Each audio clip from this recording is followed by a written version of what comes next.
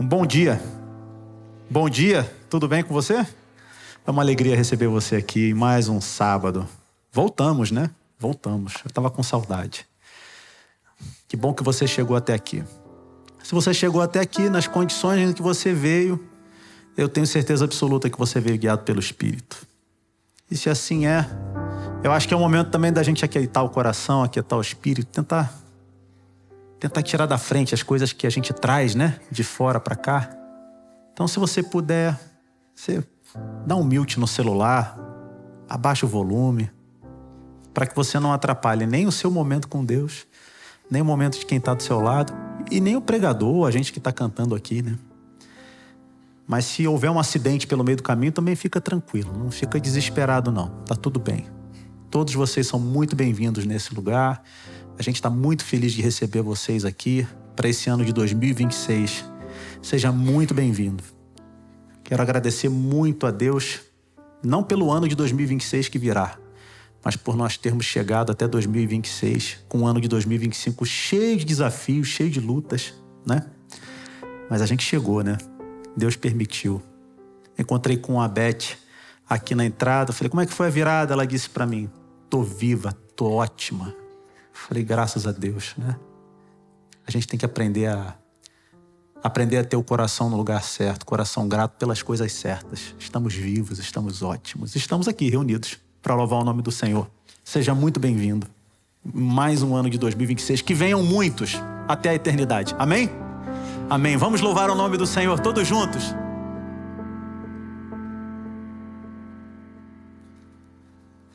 A palavra de Deus diz que Deus é nosso refúgio e fortaleza, socorro bem presente na angústia.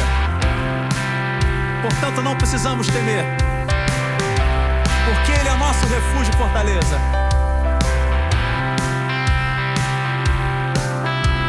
Não tenho tom, não tenho palavras, não tenho um acorde que me socorra agora. Tudo foi embora, só tenho você. Havia um silêncio que mostrou os meus vícios. Me agarro contigo, vem, me socorra agora. Tudo foi embora, só tenho você, amor, agora. E essa não é mais uma canção de amor. Eu canto pra ti, eu sei onde estou. Olhando pra mim, saber que nada sou. Eu grito pra ti, ó Deus, vem me socorrer. Olhando pra mim, posso saber que nada posso fazer. Nada. Se você crê nisso, que Ele é o nosso refúgio e fortaleza, canta com a gente. Não tenho tom, não tenho palavras, não tenho acorde que me socorra. Tudo foi embora, só tenho você. Havia um silêncio que mostrou os meus vícios. Me agarro contigo, vem, me socorra.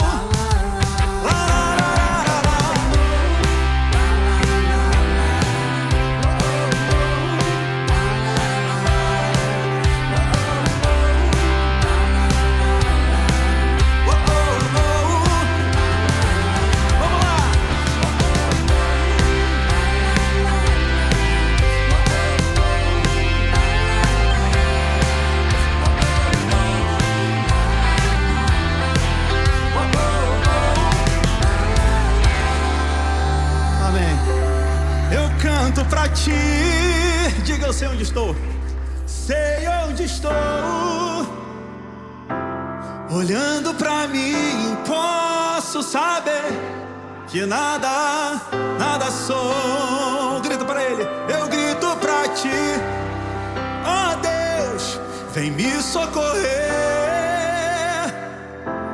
Olhando pra mim, posso saber que nada posso, nada.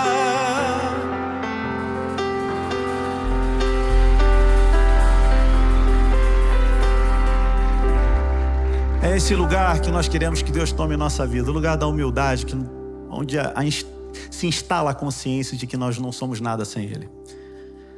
E é por isso que a gente precisa pedir a Ele para Ele tomar o lugar dele na nossa vida. Para Ele retirar de nós o orgulho, a soberba, essa coisa de ser ensimesmado, de achar que tudo gira em torno de você. Toma o teu lugar, Senhor. Venho hoje derramar meu sorriso, meu pesar. Eis a minha entrega, eis a minha entrega. Aos teus pés abandonar o meu crer, meu duvidar. Eis a minha entrega. Toma o teu lugar. Toma o teu lugar e reina sobre minha vida, reina sobre minha vida. Toma o teu lugar e reina sobre minha vida, reina sobre minha vida.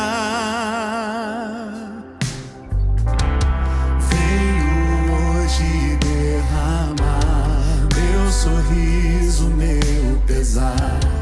Eis a minha entrega, eis a minha entrega. Aos teus pés abandonar meu crer, meu duvidar. Eis a minha entrega. Toma o teu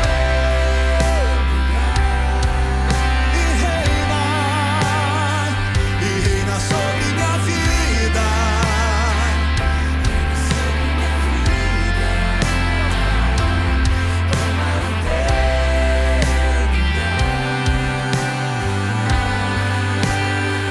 e reina sobre minha vida, e reina sobre a minha vida. Abale o chão da vã tradição, restaura a essência da religião. És o caminho, só tu és. Abale o chão da vã tradição, restaura a essência da religião. És o caminho, só tu és. Toma o teu lugar e reina sobre minha vida, reina sobre minha vida. Toma o teu lugar, Senhor, e reina sobre minha vida, e reina sobre minha vida. Abale o chão da vã tradição, restaura a essência da religião. Só tu és, só tu és. Abale o chão da vã tradição, restaura a essência da religião. Só tu és, e toma o teu lugar e reina sobre minha vida, reina. Toma o teu lugar, toma o teu lugar e reina sobre minha vida, e reina sobre minha vida. Eu venho hoje me render. Venho hoje me render, tua vontade obedecer. Eis a minha entrega. Eis a minha entrega. Aleluia. Amém, Senhor.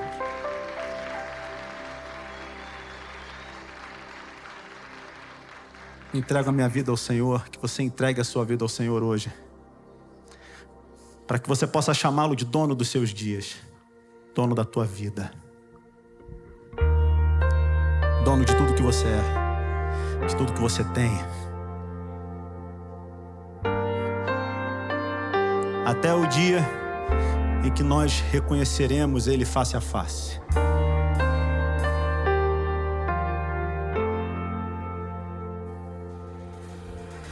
Estou preparando um caminho, endireitando as veredas e cada vez mais diminuindo. Porque importa é que ele cresça,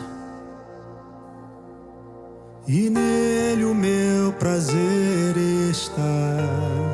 Eu não sou digno de desatar as suas sandálias, e nele a minha vida está.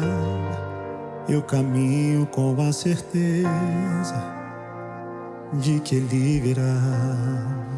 É ele, e é ele, por ele que eu estou gastando a minha vida, perdendo tudo por amor e com alegria, dono dos meus dias. Estou preparando um caminho, endireitando as veredas, cada vez mais diminuindo, Para que Ele cada vez mais cresça. o que importa é que ele cresça, e nele o meu prazer está. Eu não sou digno de desatar as suas sandálias, e nele a minha vida está. Eu caminho com a certeza de que ele virá. E é por ele que eu estou gastando a minha vida,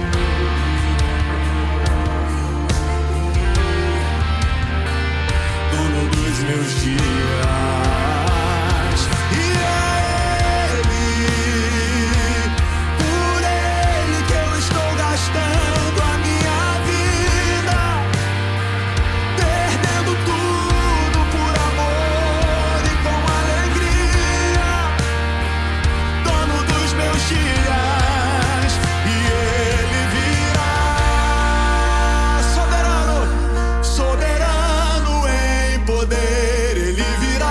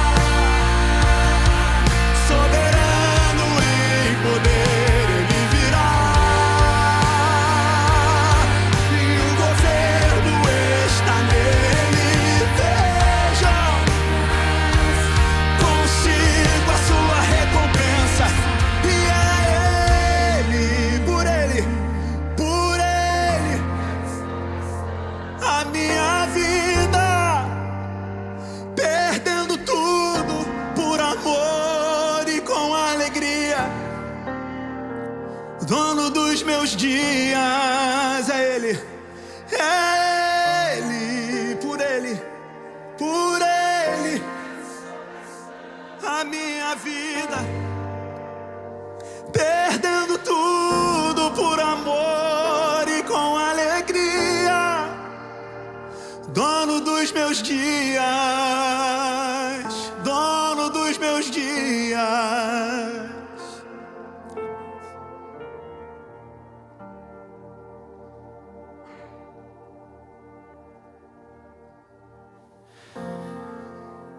Eterno nosso Pai, eterno nosso Rei. Senhor, obrigado por estarmos aqui, obrigado por podermos ouvir a Tua voz e obrigado por sabermos que o Senhor cuida de nós também. Senhor, a gente traz diante de Ti as incertezas de um novo ano, de uma nova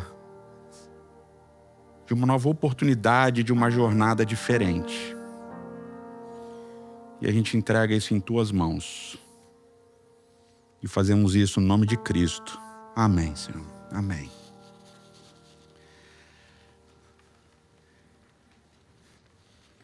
E aí, tudo bem com vocês? Sejam bem-vindos. Ficou bonito, né? Ficou legal, ficou iluminado, ficou moderno. E é muito bom receber vocês aqui nesse novo, velho lugar, no Teatro UOL aqui no Pátio Higienópolis. Bom, a gente começou esse ano com uma série baseada num livro que eu amei e que eu acho que é muito relevante, que é O Jardineiro que Tinha Fé, da Clarissa Pinkola Estes. Um livro que fala sobre recomeços, um livro que fala sobre como é importante que para que haja uma floresta, primeiro o solo precise passar por um momento de queimada. E essa nova série é uma série também baseada livremente, né, no livro de uma autora, uma doutora mundialmente conhecida chamada Brené Brown, que fala bastante sobre vulnerabilidade. E é baseada livremente no livro dela, Mais Forte do que Nunca.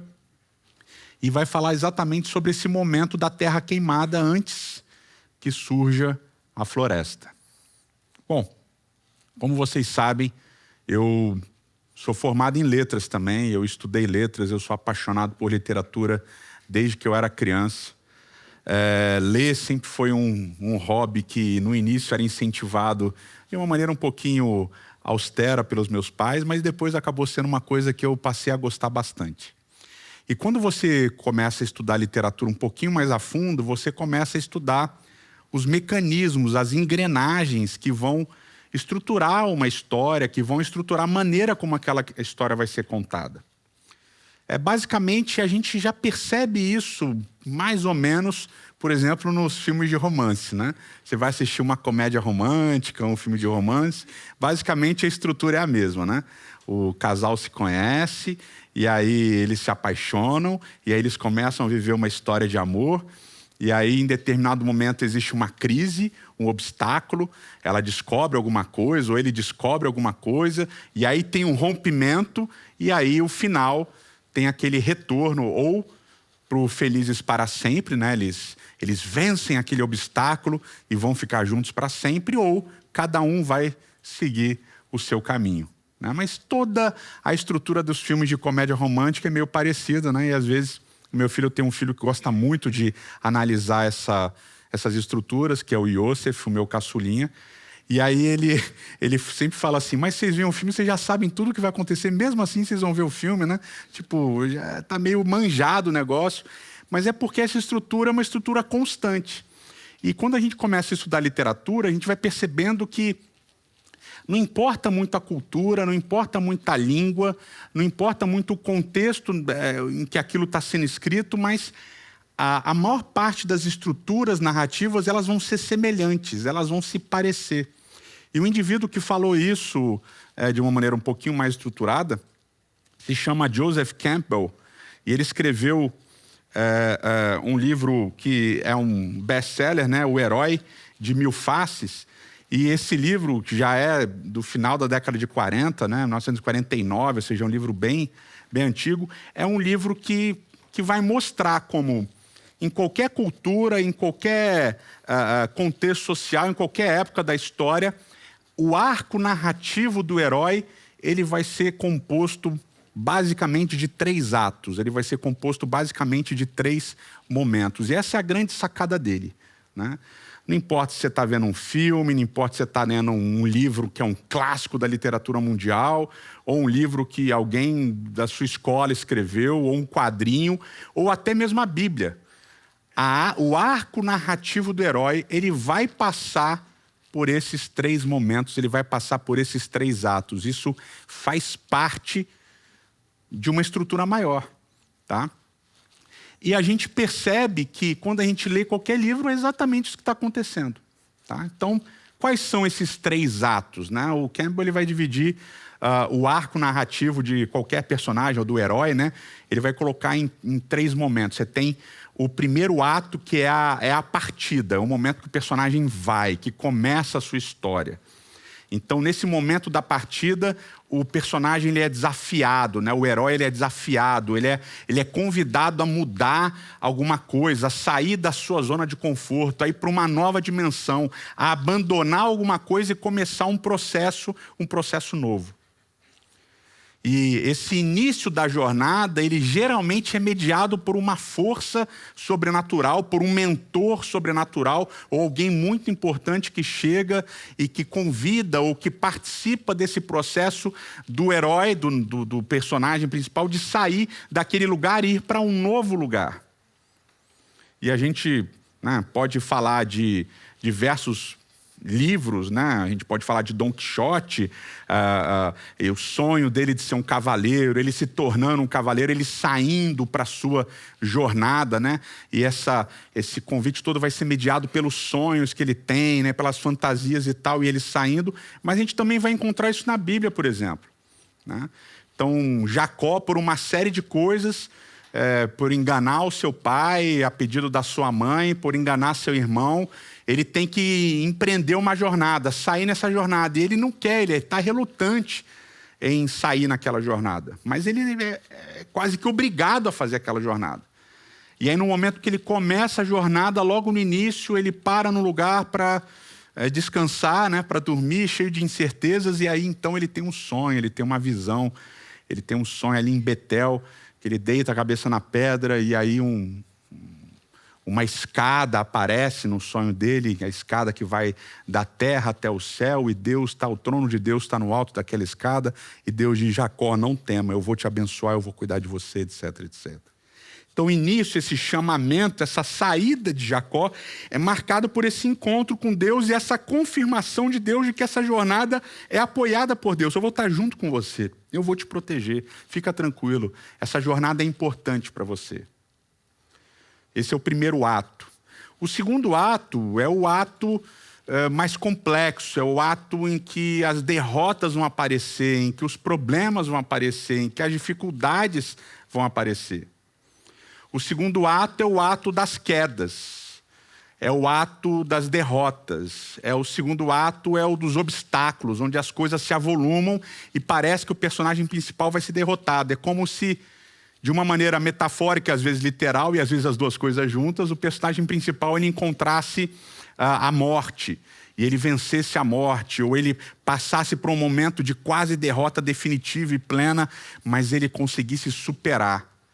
E esse segundo ato, que é recheado de derrotas, recheado de quedas, recheado de problemas, onde parece que tudo está dando errado, é o ato também em que o herói ele tem um momento apoteótico, um momento transcendente, um momento em que ele se encontra com ele mesmo, um momento de transformação em que ele descobre, ele realiza, ele chega num lugar, ele tem um estalo, um insight, é isso. É isso. E ele tem uma transformação. E esse segundo ato, esse ato da derrota, esse ato da transformação é o que muda o personagem para sempre. Ele agora é uma nova pessoa. Ele agora é um novo indivíduo. Ele agora está num novo estágio da existência dele. Ele mudou. E a gente tem isso acontecendo com Jacó. Jacó vai para a casa de Labão. Jacó tem uma série de altos e baixos. Ele casa com as irmãs. O relacionamento familiar é uma complicação. Ele tenta fugir da casa de Labão. Ele consegue. E aí ele agora está no momento de voltar. Mas antes desse momento de voltar, ele tem que encontrar com Esaú. E nesse momento de encontrar com Esaú, ele está com medo da morte, ele está achando que o irmão vai matar ele. E aí no vale de Jaboque, durante a madrugada, Jacó tem uma luta com Deus. E nessa luta com Deus, o nome de Jacó é mudado. De Jacó para Israel. E a partir desse momento, Jacó agora é um novo homem. Ele tem esse insight, esse vislumbre de ser uma nova pessoa. Ele não é mais aquele que pega no calcanhar do irmão, agora ele é aquele que luta com Deus. Esse segundo ato geralmente é o problema, é o obstáculo, é aquilo que tem que ser transposto. É aquilo que precisa ser vencido. Para então chegar ao terceiro ato. O terceiro ato é o ato do retorno. É o ato onde o personagem, ele, de uma certa maneira, ele volta àquele lugar inicial ou retorna ao relacionamento inicial, mas agora não é a mesma coisa, porque esse herói é uma nova pessoa, ele passou por um momento de transformação. Então um novo obstáculo vai aparecer nesse retorno, mas esse novo obstáculo vai ser vencido de maneiras diferentes. Por quê? Porque ele agora é uma nova pessoa. Ele agora passou por um momento de encontro consigo mesmo, ele agora é pleno. Ele é uma nova criatura, ele é um ser agora iluminado, ele é diferente. Ele não é mais igual. E a gente vai ver que Jacó vai passando por uma série de problemas depois do retorno dele para a terra dos pais, com os filhos. Tem um monte de complicações no retorno dele para a terra, né? Os filhos vão brigar, vai ter morte, vai ter isso, vão enganar dizendo que José morreu e tal, e José vai para o Egito e tal, e ele reencontra o filho, etc. e tal, mas agora Jacó é um novo homem. Agora Jacó experimenta uma nova realidade. Agora Jacó é um cara pacífico, ele é um cara, usar um termo, né, diferente, ele é um cara zen. Ele é pacifista, ele está na dele, ele está tranquilo, ele é enganado pelos filhos, ele é enganado pelas esposas e ele está num novo lugar. Porque agora Jacó teve um encontro com Deus. Ele teve um momento apoteótico e ele mudou. E a gente vai perceber, e se você vê isso na história de Moisés, o início da narrativa de Moisés como líder de Israel, quando ele encontra com Deus na sarça ardente, começa a sua jornada, até o momento em que Moisés morre. E aqui você vai ter sempre alguma nuance diferente nas jornadas do herói, porque embora o arco narrativo seja parecido, você sempre vai ter nuances diferenciadas. Você vai encontrar isso em Moisés, você vai encontrar isso em Abraão. Deus chama Abraão para empreender uma jornada, Abraão tem altos e baixos, mas Abraão tem um encontro com Deus definitivo em Gênesis capítulo 22. Vocês estão entendendo qual é a pegada? Esse arco narrativo do herói, ele vai ser encontrado em vários personagens. Davi, Sansão. Com todas as diferenças entre eles, existe um momento de início da jornada, um momento de turbulência e um momento de retorno, de volta. E por que isso é interessante? Por que isso é relevante para a gente, né? É mais uma ferramenta para a gente ler o texto bíblico, mas não é só isso. É porque quando a gente entende a nossa jornada individual, são exatamente esses os atos que a gente experimenta, não só no arco narrativo completo, ou seja, não só na nossa experiência total, mas constantemente. Às vezes em uma semana, às vezes em 2, 3 dias, às vezes num ano todo, às vezes em alguns meses, estão entendendo? A gente passa por esse momento de um início de uma jornada, de turbulência para então um retorno. A gente passa por uma decisão que envolve diversos momentos e que envolve, de uma certa maneira, uma coroação. E final de ciclo, geralmente, é o momento em que a gente pensa nesse ciclo. E início de ciclos é também o momento em que a gente pensa nesses ciclos. A gente pensa nessas jornadas. A jornada que começou, os problemas, os entreveros, as dificuldades, os obstáculos, e como é que a gente está se comportando aqui. Ou seja, a gente experimenta na nossa experiência, na nossa jornada, a jornada do herói.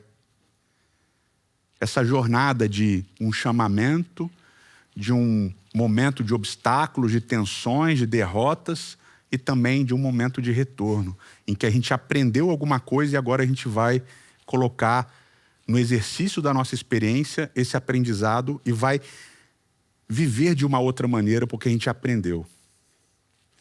E isso, se você pensar nos filmes, é mais fácil de perceber, porque obviamente o filme é mais curto do que um livro, né? Geralmente. Então, por exemplo, um filme clássico, eu adoro esse filme, Rocky Balboa. Lembra do Rocky? Sou das antigas. Então, Rocky Balboa, Sylvester Stallone, maravilhoso. E é legal, tem o início, ele quer ser boxeador e tal, papapá. Aí tem as dificuldades, não tem dinheiro, não tem isso, não tem aquilo. E aí ele vence e tal. Tô falando do primeiro filme, tá? Então, lembrem bem. Aí tem a derrota. Aí depois da derrota, né, que ele cai na lona, aí tem um momento de dar a volta por cima. E como é que dá a volta por cima? Com mais treino. E vocês lembram como é que acontece essa fase do treino? É tudo em câmeras rápidas, né? E tomadas curtas, né? Então tem lá ele treinando na carne, né? Lembra que ele fica lá no açougue batendo na carne, e aí depois ele corre pelas ruas, e aí no final começa lá a música Eye of the Tiger, e ele subindo, né? As escadarias lá da Filadélfia, chegando lá em cima e pulando e tal, papapá. Lembra disso? Pô, ninguém lembra, todo mundo novinho. Vocês lembram, né? Pô, é uma cena apoteótica, não é uma cena apoteótica, só que é rápida. E aí depois vai pra luta final e ele ganha e tal, pô, maravilha. Adrian e tal. Pô, maravilhoso. Só que se vocês repararem, o momento da queda, da derrota, do obstáculo e o momento da apoteose, ele é sempre assim. Por exemplo, eu lembro de Mente Brilhante, que é um filme que me marcou. É o cara, ele começa a jornada e tal, papapá, né? E tem o lance da descoberta, né? Do estudo da descoberta. E o estudo da descoberta é sempre flashes rápidos, assim. O cara tá de dia lendo, aí a câmera anoitece, né? Mostra a janela à noite, mostra ele de manhã e tal, e tomando café e comendo com os livros, estudando, não sei o que lá, e de repente o cara descobre tudo. Né? Pô, ele... entendi e tal. E geralmente é assim. Tem um problema para resolver. Aí, esse problema, o cara vai lá, sei lá, Erin Brockovich, né? Todos esses filmes, vai lá e passa uma noite estudando, ou noites em claro, para chegar naquela descoberta. Só que essa cena do vencer o obstáculo, ela sempre está em FF, em fast forward nos filmes. Ela é rápida. Ela é aquela cena assim, o cara varou umas noites e chegou na conclusão. Mas quando você tem que varar as noites para chegar nas conclusões, a cena não está no fast forward. Quando a pessoa derrota, tem aquela, perdeu alguém, morreu o amor da sua vida. Aí aparece lá o cara chorando, aí corta para, a cena seguinte é a casa tudo bagunçada, com um prato em cima da mesinha no centro, com comida espalhada pela casa, não é assim? Tal. Aí, de repente, alguém toca a campainha, vamos sair daí, não sei o que lá, e pronto, o cara já é uma nova pessoa. Não é assim que acontece nos filmes? Esse momento da queda e da transformação é rápido. Por quê? Porque esse momento não tem marketing, não dá para fazer marketing.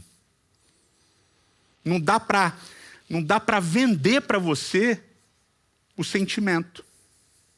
É impossível. O momento ápice daquele choro doído, beleza, aí o cara ganha o Oscar, né? É aquele close assim, o cara chorando, aquela lágrima verdadeira, e você, nossa, que dor, aí você chora também. Mas o momento imediatamente na sequência é o momento da transformação já, da mudança. Entre esse momento da dor extrema e o momento da dor da mudança, que existe todo um caminho, o filme não consegue passar para você. E nem o livro. E ninguém consegue te ensinar esse momento. Esse momento da dor e da mudança não tem como vender. Porque é diferente, aí cada um vai ser uma jornada diferente, e a dor não tem como alguém te ensinar a vencer a dor e a queda e a derrota. Só você vai passar por isso. E não vende, obviamente, porque não é tão legal. E quando é que você descobre isso? Passando. passando. É interessante, a gente estava vendo esses dias, né, aproveitando as crianças em casa, a gente começou a ver um seriado que está fazendo sucesso, que é o Pluribus, né? Muito interessante, não vou dar spoiler, fiquem tranquilos. Mas aí tem umas cenas específicas durante o seriado que elas são bem devagares, assim. Aí alguém lá em casa falou assim, nossa, tá cansativo, né? Pô, aí começou a jogar joguinho de celular e tal. E aí o Yosef falou assim, você não está entendendo. O Yosef é o que gosta, né? Você não está entendendo. Ele diminuiu o ritmo para ele mostrar a dor, o tédio, a solidão. Por isso que ele diminuiu o ritmo da narrativa. Ele está querendo passar um sentimento e tal. Aí eu olhei para ele, dei um orgulho, sabe aquele orgulho? E, caraca, estou fazendo alguma coisa certa nesse processo. Estou fazendo alguma coisa certa nisso daqui. Mas é interessante a gente notar que essa mudança ela vai acontecer, e ela vai acontecer nas derrotas. Felizmente ou infelizmente, é a dor, é a derrota, é a queda que na esmagadora maioria das vezes traz um aprendizado verdadeiro, genuíno e transformador. É só assim que a gente aprende? Não. Mas infelizmente ou felizmente, na maioria esmagadora das vezes, é a dor, é a derrota que faz com que a gente aprenda alguma coisa. É o momento em que você fala, bom, rodei, não dá mais. É nesse momento que, de alguma maneira, a gente consegue encontrar uma força, alguma coisa que parece que move a gente em diante, a gente consegue passar por aquela turbulência e vislumbrar um novo momento, vislumbrar uma nova etapa, vislumbrar uma nova oportunidade de ser uma nova pessoa, de ser uma nova criatura. Só que esse segundo ato é o ato que a gente não consegue ensinar ninguém. Eu não tenho como sentar aqui e falar para vocês, olha, você vai sentir isso, você vai sentir aquilo, você vai sentir aquele outro. E as pessoas falam, né, do estágio do luto, né? As pessoas falam bastante do estágio do luto. Olha, o luto é assim, o luto é assado. Só que as pessoas, algumas delas, né, elas esquecem de dizer que não é que durante 3 dias você vai sentir isso, durante 1 mês você vai sentir aquilo, como se fosse assim uma escada, né? Pá, pá, pá, pá. Não. É tudo bagunçado.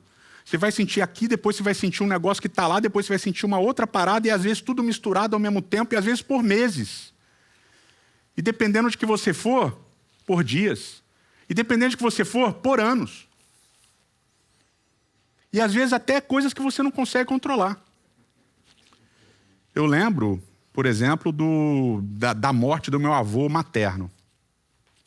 Meu avô materno morreu, eu tinha 10 anos. Já falei sobre isso aqui. Mas durante anos, meu avô morreu em 1990. Durante anos, eu posso lembrar que, 2008, 2009, ou seja, 16, 17, 18 anos, 19 anos depois da morte dele, eu me lembro de eu falar sobre isso e chorar. Mas é normal? Não, não é normal. Vocês entendem? O que eu quero dizer assim, não é que é anormal você chorar, mas assim, não tem como você colocar os sentimentos desse momento de dor numa caixinha e dizer isso é assim, isso não é assado. Não é questão de ser normal, de não ser normal, mas é de questão de cada um passa de um jeito diferente. E a gente sente as dores e as derrotas e obstáculos de jeitos diferentes. E o que para uma pessoa é uma dor transformativa, para outra não é. Então a morte de algumas pessoas na nossa vida, dependendo de quem for, é transformativa. Transforma, muda a gente. E morte de outras pessoas, não. E as pessoas ao redor, elas vão julgar, né? Sei lá, né? Minha avó morreu recentemente. Aliás, a esposa desse meu avô, minha avó materna, morreu recentemente. Assim, você ficou triste? Eu falei, não. Mas por que você não gostava dela? Eu amava minha avó. Mas é diferente, você entende? Foi diferente. Eu passei de um jeito diferente. E eu imagino que quando meu pai morreu, minha mãe morreu, eu vou passar de jeitos diferentes também. Mas enquanto você não aprende com a sua própria dor, tem um detalhe interessante. Você tende a ser cruel com a dor do outro. Você tende a minimizar a dor do outro enquanto você não viveu uma dor parecida. E eu ficava olhando banca de doutorado, quando eu ia nas bancas de doutorado, E eu achava o máximo quando detonavam um cara. O cara que estava defendendo, sabe, a tese. De maneira, arrebentaram o cara. Tá. Eu lembro de uma que, lá na Unicamp, eu fui com a Vanessa. E aí, o cara estava falando sobre Lukács. Eu nunca tinha ouvido falar do cara. Tinha lido, sei lá, um texto, alguma coisa, mas não conhecia o cara. E arrebentaram o cara na banca. Eu voltei, cara, que maneiro, né? O cara, coitado, né? Mas eu pensando assim, coitado, se lasque, né? Os professores mandaram bem, arrebentaram o cara e tal.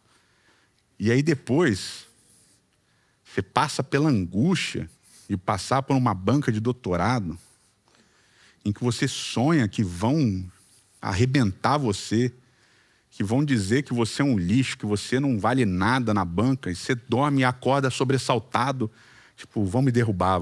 E você vai, aquela página que eu escrevi tem um negócio lá que vão me pegar. Aí você volta naquela página e você fica, e você lê, e você tenta arranjar uma resposta.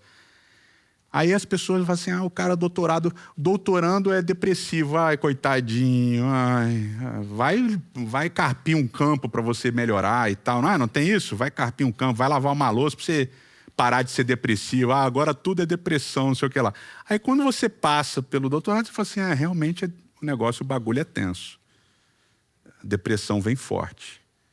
E aí eu fui precisar de terapia e tal, e anos depois ainda precisar de remédio, porque é uma dor diferente, é um negócio diferente, você nunca experimentou.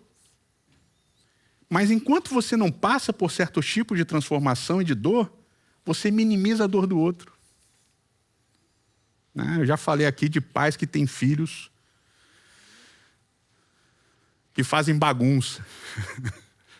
Quando você não tem filho, esses pais não educam esse filho. Aí quando você tem filho, você é difícil. Filho que chora, filho que não quer comer X, não quer comer Y. O pai não ensina a comer de tudo. Tem que comer de tudo. Aí você tem o filho, o filho não come de tudo. Coitado, ele não come isso, não come aquilo. Aí fica todo mundo te olhando e te julgando. Vocês entenderam? Esse segundo ato, esse momento do obstáculo, da queda, da derrota, ele é um momento que ninguém te prepara para ele. Você pode ler o que você quiser, ninguém vai te preparar para esse momento. E ao mesmo tempo é um momento em que você desenvolve empatia pelas pessoas. Então é um momento de um crescimento não apenas pessoal, mas ele é coletivo. E esse momento, ele ensina para a gente 2 lições valiosas, além de todas essas que eu já falei. Primeira, você não está sozinho. Quando você passa pela derrota, pela dor da derrota, da perda, da queda, de tudo, você se sente o único. Mas você vai aprender nesses momentos que você não é o único. Um monte de gente já passou por isso. E isso significa o quê? Que muitas pessoas venceram. De alguma maneira. Você não está sozinho. Muitas pessoas passaram por isso. Por isso, o segundo ponto é: persista. Persista. Na dor, na derrota, nos obstáculos, simplesmente persista. Você vai chorar, você vai se afastar, você vai se sentir envergonhado, você vai se sentir sozinho. Persista. Persista porque você não está sozinho. E a comunidade é uma das maiores provas para mim de que isso é verdade.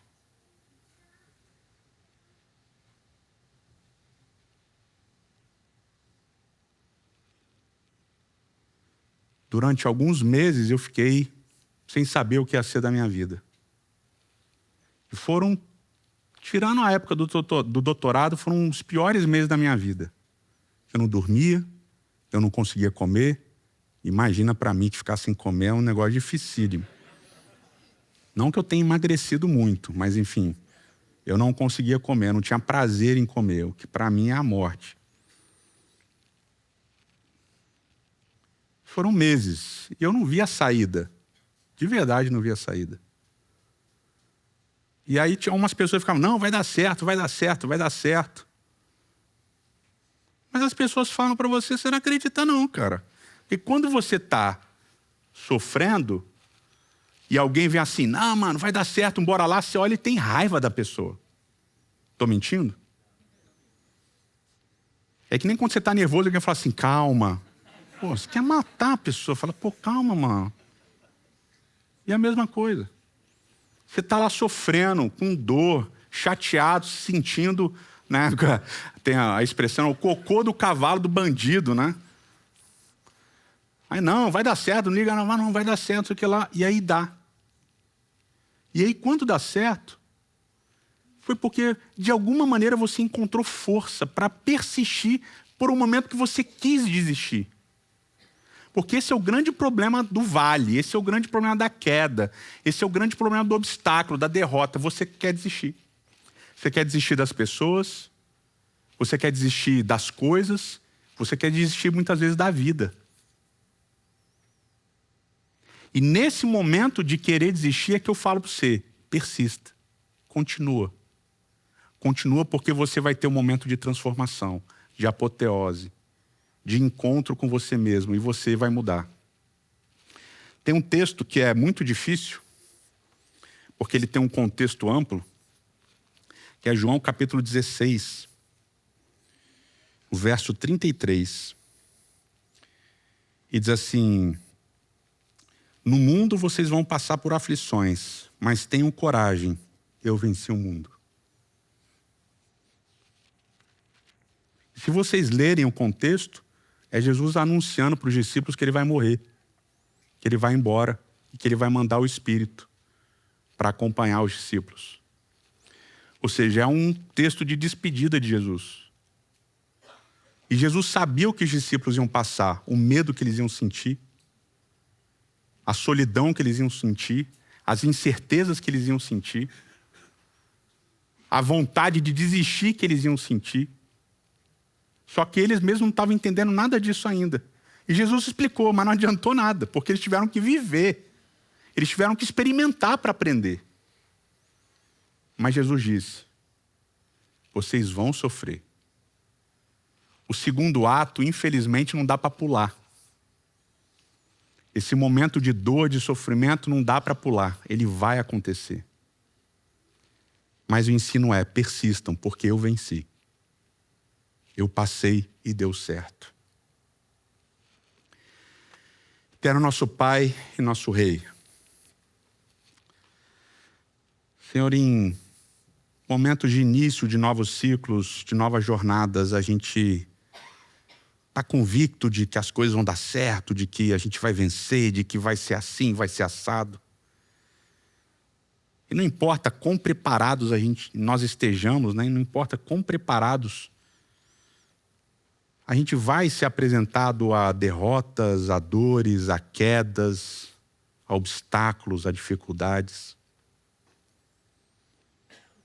E obviamente que isso vai variar de pessoa para pessoa, de circunstância para circunstância. Mas a gente vai sentir muitas vezes vontade de desistir. Por favor, Senhor, nesses momentos, que o Senhor nos dê a força e a coragem para continuarmos. Que de alguma maneira misteriosa e estranha, o Senhor nos impulsione a persistir na jornada. Porque é nesse momento de dor, de derrota, de queda que uma transformação linda espera por nós. E que nessa transformação a gente aprenda a olhar não apenas para nós mesmos de uma nova maneira, mas que a gente aprenda a desenvolver empatia pelo outro, pela dor do outro e pelas quedas e derrotas do outro também. E que assim, Senhor, não apenas a gente experimente essa transformação oriunda da derrota, da perda, do sofrimento, mas que a gente possa, como comunidade, construir esses momentos juntos, É o que nós te imploramos em nome de Cristo. Amém. Amém.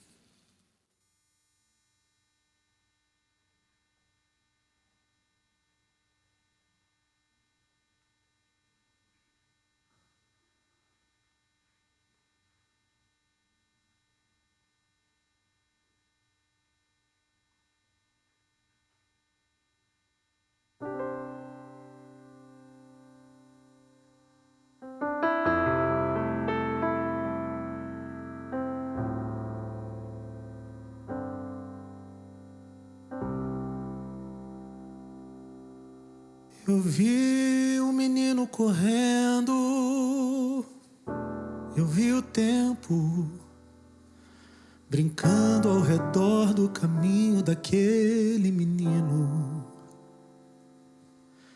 Eu pus os meus pés no riacho e acho que nunca os tirei.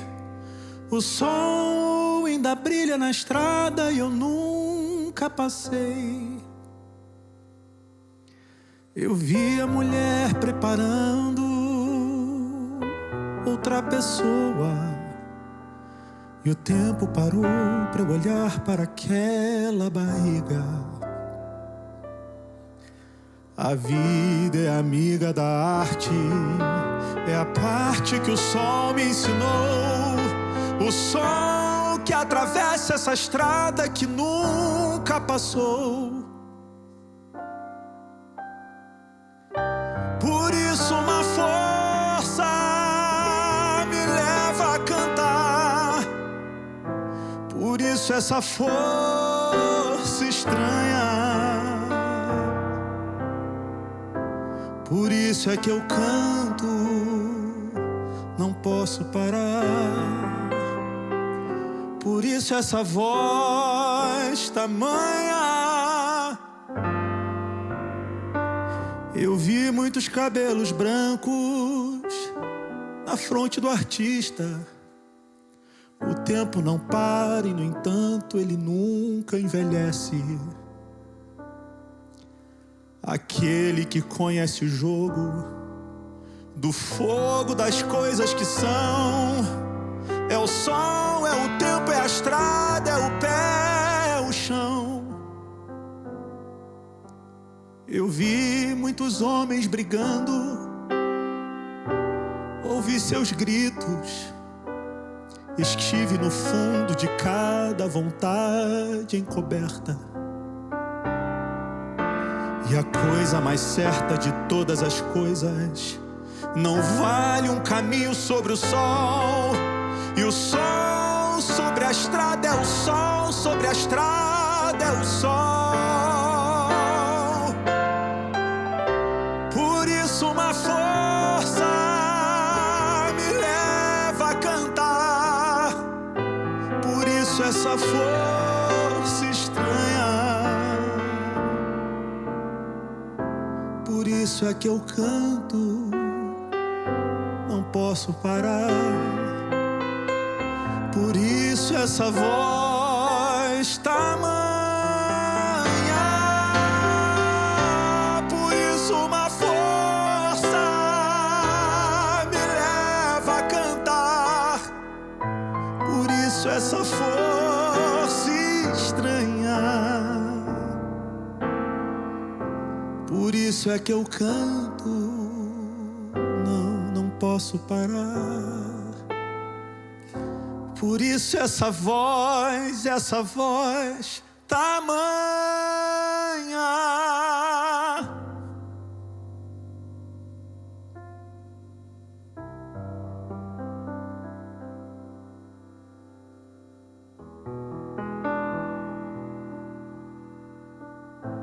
Que o Senhor te abençoe e te guarde. Que o Senhor faça brilhar o seu rosto sobre ti e tenha misericórdia de ti.